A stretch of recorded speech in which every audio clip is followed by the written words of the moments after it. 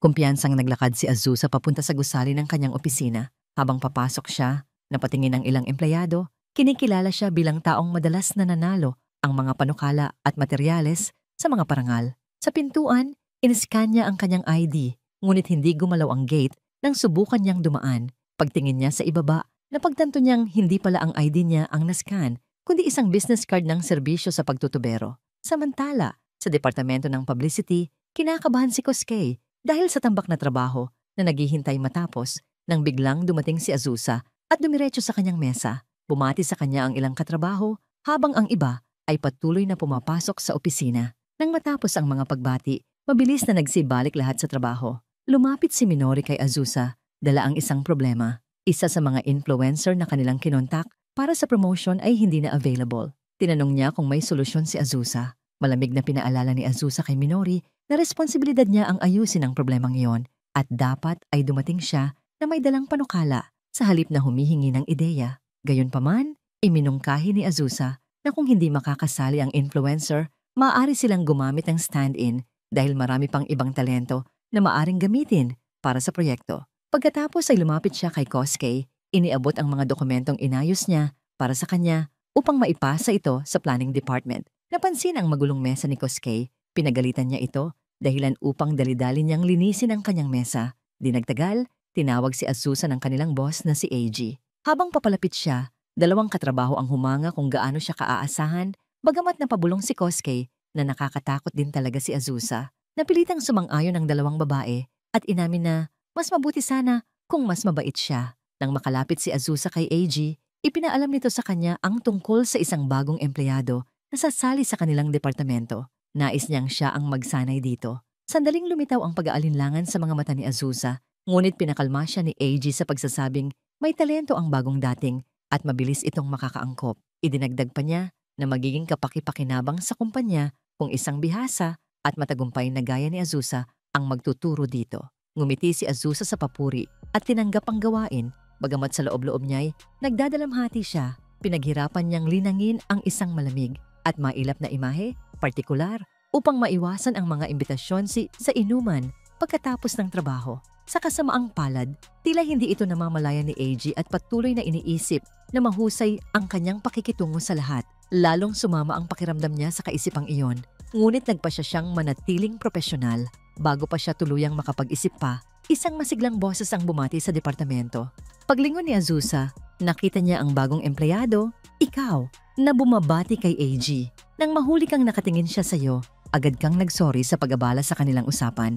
Ipinakilala kayo ni AG sa isa't isa, kaya magalang kang nagpakilala kay Azusa. Malamig kang binati ni Azusa pabalik, bagamat sa loob-loob niya, hindi niya mapigilang humanga kung gaano siya mukhang bata at kaakit-akit. Gayunman, tumanggi siyang ipakita ang kanyang emosyon. Alam niyang ipinagkakatiwala sa kanya ni AG ang responsibilidad na ituro sa iyo ang lahat ng nalalaman niya. Habang nakatingin sa iyo, tahimik siyang nanumpa sa sarili na gagawin niya ang lahat upang sanayin ka. Sa kabila ng kanyang kakulangan sa pakikipag-ugnayan, dinala ka ni Azusa sa merchandising room at ipinaliwanag na nagsimula ang kumpanya bilang isang game developer. Ngunit pinalawak na nito ang operasyon sa iba't ibang industriya tulad ng apparel, real estate at marami pang iba. Binigyang diin niya na dahil saklaw ng kumpanya ang napakaraming larangan, palagi silang humahawak ng iba't ibang proyekto nang sabay-sabay. Mabilis kanyang ipinasyal sa iba't ibang bahagi ng gusali, ang mga mesa nila, ang kusina, ang copy machine, ang pinakamalapit na banyo, at maging ang libreng snack area. Nang matapos, pakiramdam niya'y naipakita na niya sa iyo ang lahat ng mahahalaga. Diretso silang nagsimula sa trabaho, ngunit nagatubiling tumawag ng pansin si Sonyu. Nahihiyang aminin na hindi niya alam kung ano ang mga gawain niya para sa araw na yon. Napagtanto ni Azusa na masyado siyang nadala sa paglilibot at tuluyang nakalimutang ipaliwanag ang aktwal niyang mga tungkulin. Muling kinuha ang kanyang composure, mariin niyang sinabi na sasama ka sa kanya sa isang business meeting at sa ngayon, ang papel mo ay sumunod at obserbahan siya. Bago sila umalis, iginiit niyang magsanay muna kayo ng pagpapalitan ng business cards dahil mahalaga iyon sa profesional na etiketa. Sinubukan ni Azusa magpakita ng halimbawa, ngunit sa pagpupumilit niyang buksan ang card holder, aksidenteng nabuhos lahat ng laman nito sa sahig.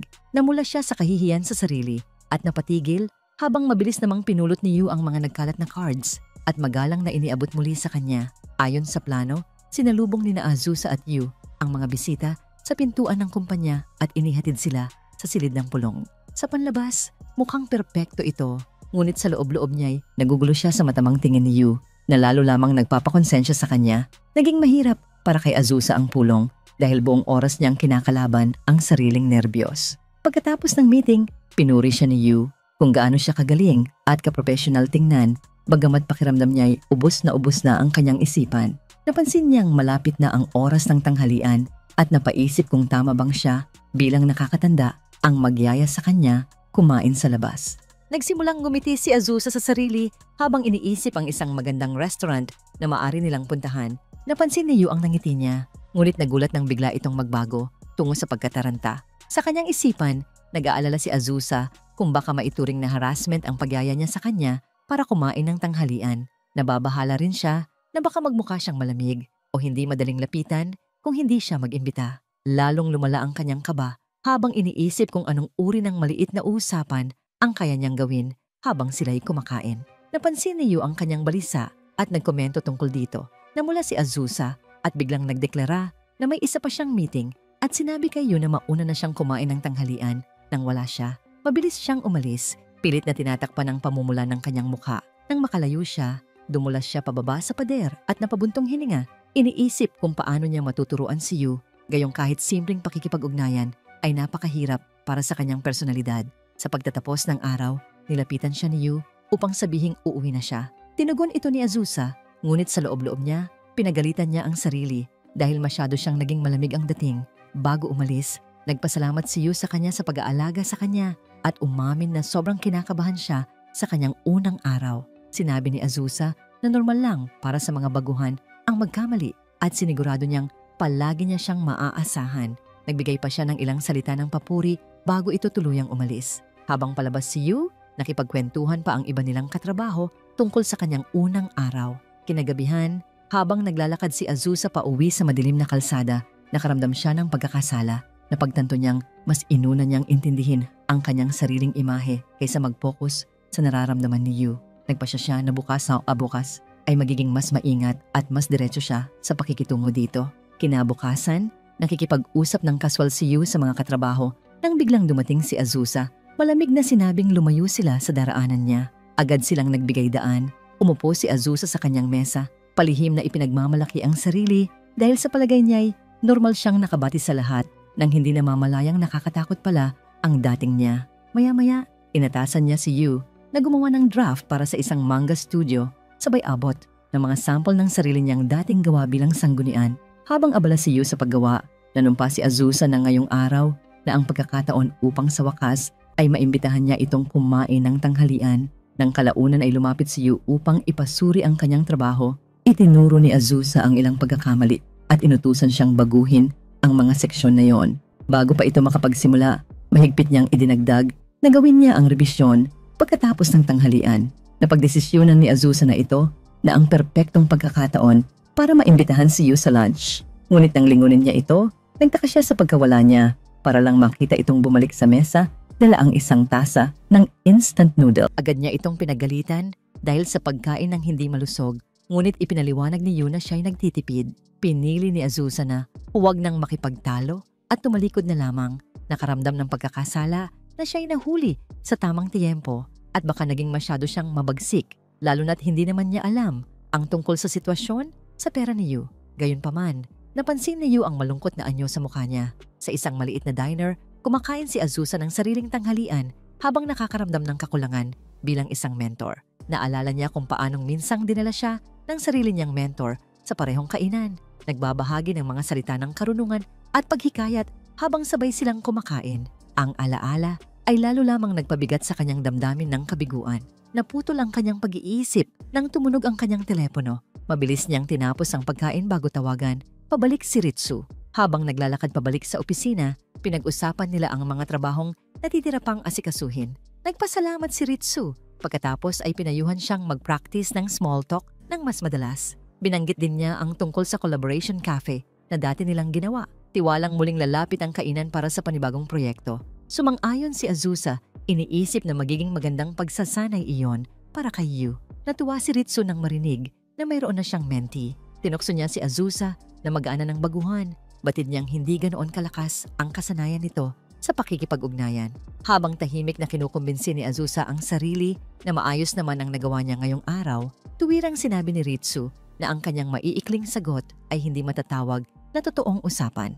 Mula sa kanyang opisina, minasdan niya si Yu at binalaan si Azusa na ang mga kabataang empleyado ngayon ay hindi magdadalawang isip na lumipat ng trabaho kung mararamdaman nilang hindi sila nasusuportahan. Agad na nag-alala si Azusa na baka umalis si Yu dahil sa kanyang kakulangan bilang mentor. Iminungkahi ni Ritsu na subukan niyang magbasa ng self-help book, ngunit napakunot noo si Azusa sa ideya, iginiit na hindi niya kailangan ng kwento ng tagumpay ng iba para sabihing paano siya dapat magbago. Sa puntong yon, tinapos niya ang tawag at bumalik sa opisina.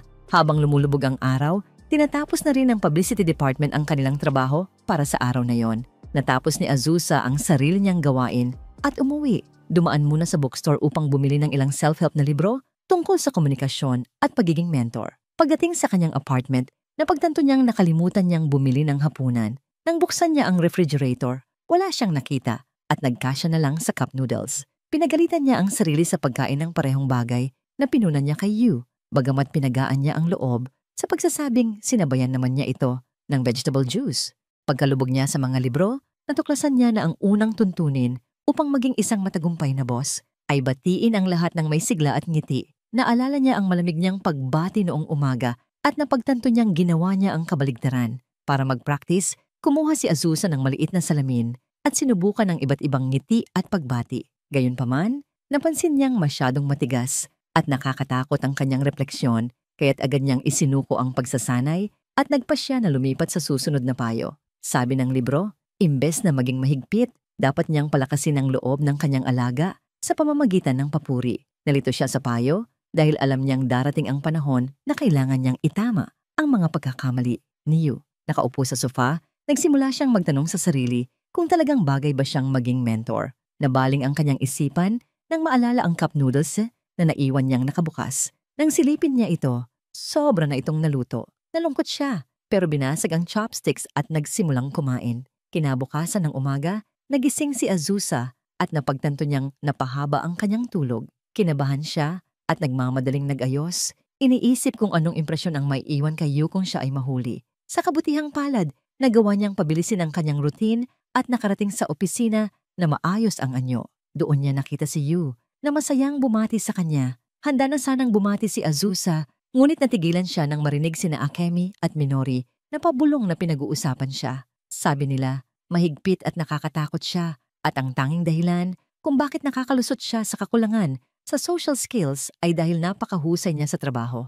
Masakit iyon at nabitawan ni Azusa ang kanyang tablet na nagpakita ng mga sticky notes na puno ng paalala tungkol sa komunikasyon. Mabilis na pinulot ni Yu ang mga ito at maingat na ibinalik ang tablet sa kanya. Habang kinukuha yon ni Azusa, napansin ni Yu ang lungkot sa kanyang mukha na hindi niya tuluyang naitago. Agad siyang nagpakalma at mariing sinabi kay Yu na dapat na silang magsimula ng kanilang araw. Ngunit bago siya makaalis, nilapitan ni Yu ang dalawang nagchitsismis na kasamahan. Sa magaan na tono, sinabi niya kung gaano siya kaswerte na nasa ilalim ng paggabay ni Azusa dahil nakita na niya ang mabait na panig nito. Nagulat sina Akemi at Minori na biglang napagtanto na narinig ni Azusa ang kanilang chismis. Pagbalik ni Yu sa tabi ni Azusa, nagpaumanhin siya sa kanyang ginawa. Umiwas ng tingin si Azusa at matigas na sinabi na hindi siya magpapasalamat bago mahina at tahimik na bumulong ng isang salamat. Habang naglalakad sila papunta sa kanilang departamento, awkward na sinubukan ni Azusa na tanungin kung gusto niyang mag-lunch sila ng sabay. Ngunit hindi nakuha ni Yu ang pahiwatig at simpleng sumagot na kakain ulit siya ng noodles. Pero sa pagkakataong ito, may kasamang veggie stick para mas maging healthy. Tahimik na nakikinig ang lahat sa silid pulong habang ipinapresenta ni Azusa ang kanyang plano para sa nalalapit na collaboration cafe. Isa sa kanilang mga laro, Racing Girls, ay mag-host ng isang maid cafe event kung saan ang mga karakter ay lilitaw bilang mga maid. Samantala, ang loob ng cafe ay ididisenyo muli upang maging katulad ng mapa sa laro para maranasan ng mga bisita ang isang mas malalim na immersion. Tahimik na nakamasid si Yu mula sa gilid, humahanga kung gaano kakomportable at professional si Azusa habang nagsasalita sa harap ng lahat. Pagkatapos ng pulong, sinamahan ni na Azusa at Yu ang kanilang mga bisita hanggang sa labas ng gusali. Ipinahayag ng kanilang mga partners ang labis na excitement para sa proyekto. Sinasabing Ang huling collaboration ay naging matagumpay at nagdala ng maraming bagong tagahanga. Pagkaalis ng mga bisita, seryosong sinabi ni Azusa kay Yu na sasali rin siya sa collaboration cafe. Iniutos niyang repasuhin ni Yu ang kanyang mga plano at tapusin ang ilang dokumento gamit ang mga naunang gawa ni Azusa bilang sanggunian. Habang papasok na muli si Azusa, lihim niyang ipinangako sa sarili na ngayong araw na ito, sa wakas ay iimbitahan na niya si Yu sa tanghalian. Ngunit nang iskan niya ang kanyang ID sa gate, lumabas na invalid ito. Maling card pala ang ginamit niya. Pagbalik sa opisina, napansin ni Azusa si Yu na naglalaro ng Racing Girls. Tumingin si Yu sa kanya at nagtanong, "Naglalaro ka rin ba ng mga games na ikaw mismo ang nagmamanage?" Tumango si Azusa, "Oo, nakakatulong kasi ito para mas maintindihan ko kung ano ang gusto ng mga customers. Nararanasan ko mismo kung paano nila nilalaro." Ang hindi niya binanggit ay tunay siyang nag-e-enjoy sa paglalaro. Para tulungan si Yu, inutusan niya itong magpatuloy sa pag-practice bago tapusin ang sarili nitong proposal. Sumunod si Yu at nagsimulang maglaro. Ngunit agad siyang bumangga sa unang ikot pa lang. Nagdesisyon si Azusa na magpakita ng halimbawa. "Pahiram ng phone mo," sabi niya. Lihim na natutuwa na magagamit rin sa wakas ang kanyang gaming skills sa pagtuturo. Bago pa man siya pumasok sa kumpanya, isa siyang hardcore gamer at nagtrabaho pa bilang part-time game tester noong kolehiyo. Hanggang ngayon, mas pinipili pa rin niyang maglaro kaysa lumabas kasama ang iba. Kinuha niya ang telepono ni Yu at nagsimulang maglaro. Ngunit agad niyang napansin na mas mahirap ito kaysa inaasahan. Napagtanto niyang dahil pala ito sa paggamit ng telepono imbes na controller. Iba ang controls at hindi siya sanay. Habang nakasandal siya at kusang sumusunod ang katawan sa bawat liko, hindi niya napansin na nasa gilid na pala siya ng sofa hanggang sa bigla siyang natumba. Parehong nagulat sina Yu at Azusa sa pagkakahulog. Determinado siyang maibalik ang kanyang dangal kaya sinabi niyang gusto pa niya ng isa pang round. Upang maibsan ang hiya ni Azusa, iminungkahi ni Yu, "Mag-versus mode na lang tayo para makapag-practice." Pagbalik nila sa kanilang mga mesa, hindi pa rin mapakali si Azusa sa nangyari kanina. Sa halip na ipakita ang kanyang husay, pareho si Azusa ay nagmukhang hindi masahan at habang pinag-isipan pa niya ang nangyari kanina, narinig niya ang magkakaklase sa trabaho na nag-anyaya sa isa't isa na mag-lunch. Na-realize niyang baka ito na ang perpektong pagkakataon para imbitahan si Yu. Tumingin siya sa kanya, ngunit halos hindi lumabas sa bibig niya ang magasalita. Nakatuon si Yu sa kanyang monitor, kaya napaniwala niya ang sarili na hindi pa ito ang tamang oras. Bago pa siya makapagdesisyon, tinawag siyang isang katrabaho para humingi ng tulong. Agad siyang tumayo at tinulungan ito. Pansamantalang isinantabi ang inisip tungkol kay Yu. Samantala habang nagtatrabaho si Yu, may naging problema siya at napalingon para magtanong kay Azusa. Ngunit wala na ito sa upuan niya. Nakita niyang abala ito sa pagtulong sa iba sa unahan, kaya naghintay muna siyang makabalik ito. Ngunit bago pa niya ito matawag, tinawag naman siyang kanilang section head, kaya agad siyang umalis matapos siguraduhin kaya ng katrabaho niya ang natitirang gawin. Isang kasamahan sa opisina ang nagyayang mag-lunch kay Yu, sinasabing may gusto itong pag-usapan. Narinig ni Azusa ang bahaging usapan at nainis sa sarili dahil muli niyang namiss ang pagkakataon. Sinubukan niyang mag-focus sa trabahong ibinigay ng kanilang section head, ngunit lagi pa ring bumabalik sa isip niya si Yu. Labis ang ginhawang naramdaman niya nang marinig na tinanggihan ni Yu ang alok. Ipinaliwanag nitong may baon na siyang pagkain. Bagaman nabala pa rin sa meeting, gumanang loob ni Azusa sa narinig. Pagbalik niya sa desk, nagpasya siyang imbitahan na si Yu sa lunch, ngunit bigla niyang naalala na may baon na ito. Naisip niyang baka pwede na lang siyang mag-imbita para sa susunod na araw, ngunit natakot siyang baka maging masyadong agresibo at mapalitan lang ito. Habang nag-alinlangan pa siya, narinig niya ang kaluskosang plastic bag. Paglingon niya, nakita niyang naglalabas si Yung cup noodles. Napakunot ang ni Azusa, kaya ipinaliwanag ni Yu na nagtitipid siya. Ngunit nanganggako siyang kakain ng mas mayos sa susunod na buwan kapag nakapag-ipon na siya. Hindi na siya nagdalawang isip, bigla niyang inanunsyo na siya na ang taya sa lunch. Nagumpisang tumanggi si Yu, ngunit matigas ang tono ni Azusa. Sinabing tungkulin niyang alaga ng kalusugan ng kanyang junior upang makapagtrabaho ito ng mayos. Walang nagawa si Yu kundi pumayag. Pagdating nila sa restaurant, napangiti si Azusa ng palihim. Sa wakas, naimbitahan na niya si Yu sa lunch. Habang naghihintay ang paken, nalala niya ang dating mentor niya kung paano siya tinuruan kung ano ang tamang asalan-gisang empleyado. Nakatitik siya sa kawalan, hindi niya napansin na iniabot na ni Yu ang tissue at basong tubig sa kanya. Mga simpleng galaw na siya mismo ang gustong ituro rito. Napansin ni Yu ang tila may inisip na malalim si Azusa at bubuksan na sana ang bibig para magtanong. Ngunit dumating ang waitress upang kunin ang order nila. Nang dumating ang paken, nagitlas Yu ay umorder lamang ng salad. Sinermunan siya ni Azusa habang naglalagay ng malaking hiwa ang steak mula sa kanyang plato papunta sa salad ni Yu bago pa ito makatanggi. Nakunot ang noo ni Azusa, iniisip na hindi maganda ang simula ng kanilang tanghalian. Ngunit nang matikman ni Yu ang pagkain, biglang lumiwanag ang kanyang mukha sa sarap nito. Nagpasalamat siya at umamin na yon ang una niyang maayos na pagkain matapos ang ilang araw. Hindi niya napigilang tanungin bakit ka ba nagtitipid ng husto? Ngunit agad niya rin itong pinagsisihan dahil tila masyadong personal ang tanong. Sandaling nag-alinlangan si Yu bago umamin na bumili siya ng mamahaling model kit at nagpa siya na magbawas sa pagkain dahil doon. Sa kanyang gulat, hindi siya hinusgahan ni Azusa. Sa halip, kalmado niyang sinabi, walang masama sa pagbigay sa mga bagay na gusto mo, pero huwag mong pabayaan ang kalusugan mo. Tumango si Yu at nangakong magbabago. Habang tahimik namang nangako si Azusa sa sarili, natitigilan na niya ang pagpupuyat para lang maglaro ng bagong games. Upang pagaanin ang usapan, sinabi ni Azusa, dapat mag-practice pa tayo sa racing game para mas mapalakas ang proposal natin. Kinagabihan, naglaro si Azusa ng racing game ng ilang oras hanggang sa wakas ay nakuha niya ang unang pwesto gamit lamang ang mobile controls. Gumulong ang kanyang tiyan sa gutom. Paalala na hindi pa siya kumakain. Binuksan niya ang ref at nakita lamang ang 2 itlog at walang udon noodles, kaya't nagtimpla na lang siya ng instant curry noodles at uminom ng vegetable drink. Habang tinitingnan ang pagkain, napaisip siya na wala rin siyang karapatang sermonan si Yu tungkol sa pagkain dahil pareho lang pala sila. Kinabukasan, naglakad si Azusa papuntang opisina na halatang mas pagod kaysa karaniwan. Nagpuyat siya kagabi, kakalaro ng racing girls. Kahit pagod, masaya pa rin siya dahil alam niyang kaya na niyang sagutin anumang tanong ni Yu tungkol sa laro. Sa trabaho, napansin ni Azusa na tila may gumugulo kay Yu na nakaupo sa tabi niya. Napangiti siya, naaalala kung gaano rin siya kabalisa noon nang siya ay baguhan pa lang. Naalala niya ang payo ng kanyang mentor. Kapag may tanong ka, huwag mahihiyang magtanong agad. Ang payong iyon ang nagpatibay sa relasyon nila ng kanyang senior noon. Kaya't marubdob niyang sinabi kay Yu, dapat agad kang magtanong sa akin kung may gusto kang malaman. Ngumiti si Yu at nagpasalamat, ngunit sabay sabing maayos lang siya. Medyo nabigla si Azusa sa sagot, lalo't plano pa naman niyang tulungan ito ngayong araw. Pagbalik niya sa trabaho, pasulyap-sulyap siya kay Yu, umaasang magtatanong ito, pero walang nangyari. Nagkunwari siyang kukuha ng tubig, umaasang lalapitan siya ni Yu, ngunit nanatiling tahimik ito. Sa huli, sinubukan pa rin niyang hikayatin si Yu na magtanong, ngunit muli itong tumangging mag-abala. Umupo si Azusa sa sofa, iniisip kung bakit hindi pa rin siya nilalapitan ni Yu. Nagsimula siyang mag-alala na baka nakalikha siya ng malamig na impresyon at na ang tanghalian nila kahapon ay hindi sapat para magmukha siyang madaling lapitan.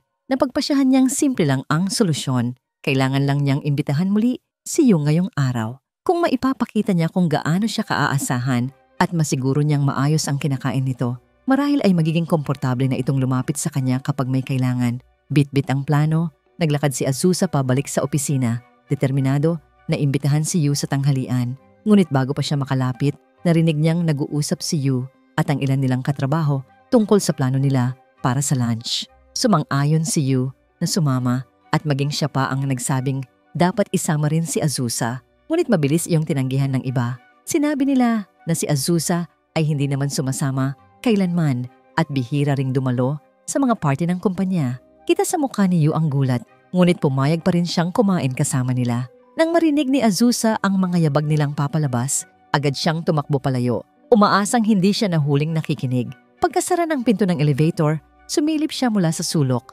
Labis na nadismaya sa sarili dahil muli niyang nabigong imbitahan si Yu. Nagpasya siyang magtanghalian mag-isa sa kalapit na parke. Habang kumakain ng payak na pagkain, napaisip siya kung gaano kabilis matuto si Yu at kung gaano na ito kahusay. Nakaramdam siya ng kaba. Kung magpapatuloy ito sa ganitong bilis, baka hindi na niya kailanganin pa ang mga turo niya. Napagtanto rin niyang hindi naman niya na ipapakita kay Yu ang mga magagandang katangian niya nitong mga nakaraang araw. Bago pa siya tuluyang malugmok sa pag-iisip, tumunog ang kanyang telepono. Isang tawag mula sa isa nilang business partner, kaya agad niya itong sinagot sa kalmadong tono na nakasanayan na niya. Samantala, napadaan si Yu at ang kanyang mga kasamahan sa parke habang pauwi na sa opisina. Napansin ni Yu si Azusa na abala sa pagtatrabaho kahit oras ng pahinga. Saglit siyang natigilan, tahimik na humanga bago siya tinawag ng mga kasamahan at nagmadali siyang sumunod. Pagtatapos ng araw, napansin ni Azusa na si Yu ay nananatili pa rin sa mesa nito. Sinubukan niyang mag-alok ng tulong, ngunit sinabi ni Yu na kailangan na lang niyang ayusin ng kaunti ang proposal at naayos na niya ang lahat ng iba pa. Sa labasan ng gusali, ipinasok ni Azusa ang kanyang card, ngunit hindi pa tuluyang lumabas sa gate. May kirot sa dibdib niyang iwan si Yu mag-isa sa trabaho, kaya bumalik siya patungo sa kanilang departamento. Pagkarating niya roon at makita si Yu na nakatutok sa mesa, bigla siyang nakaramdam ng hiya sa pag-aakalang maiistorbo niya ito. Tahimik siyang sumubok pumasok, ngunit agad siyang nahuli ni Yu. Nataranta si Azusa at dali-daling nagpaliwanag na bumalik siya dahil may nakalimutan pa siyang tapusing gawain. Umupo siya at binuksan ang kanyang computer, pilit na nag-aangkin ng kalmadong anyo. Lumipas ang oras at kalaunan ay pinaalalahanan niya si Yu na dapat na silang umuwi dahil malapit nang umalis ang huling tren. Tumanggi si Yu. Sinabing malapit na siyang matapos, ngunit nagpasalamat sa pag-aalala ni Azusa. Sinabi rin niyang mauna na itong umalis. Pagkatapos, halos mahina ang boses ng aminin ni Yu na labis siyang na-inspire sa proposal ni Azusa. Hindi lang sa paraan ng pagkakasulat nito, kundi pati sa dedikasyon at disiplina niyang ipinakita sa trabaho. Idinagdag niyang gusto niyang makalikha ng isang proyekto na maipagmamalaki ni Azusa. Nang lumingon siya upang tingnan ito, nagulat siya nang makita ang mga luha sa mga mata ni Azusa. Agad niyang inabot ang isang kahon ng tissue at sinabi ni Azusa na mabuti ang magsikap pero hindi dapat masyadong pinipilit ang sarili. Idinugtong pa niyang mahusay na ang ginagawa ni Yu mas mahusay pa nga kaysa sa kanya noong nagsisimula pa lang siya. Nagpasalamat si Yu. Sinabing nagpapasalamat siya sa kabaitan ni Azusa at sa pagturing nitong mag-alaga sa kanya, lalo na nang ilibre siya sa tanghalian. Alam daw niyang mas gusto nitong kumain ng mag-isa. Nataranta si Azusa at biglang nasabi, "Hindi, gusto ko talagang kumain kasama ka. Hindi yun pabigat sa akin." Pagkatapos ay bigla niyang namalayan kung ano ang kanyang nasabi, kaya namula ng todo ang kanyang mukha. Upang maitago ang kahihiyan, mariin niyang sinabi kay Yu na tapusin na lang ang kanyang trabaho. Nang matapos na si Yu, nag-book si Azusa ng taxi para sa kanilang dalawa. Ngunit dahil natagalan ng proseso, nakatulog si Yu habang naghihintay. Tahimik na inilagay ni Azusa ang kanyang coat sa balikat ni Yu at maingat na tinali ang kanyang scarf sa leeg nito. Nagising si Yu, nagulat sa dami ng nakabalot sa kanya, habang si Azusa naman ay tahimik ng ngumiti, kontento at payapa habang magkasamang naghihintay ng kanilang sasakyan.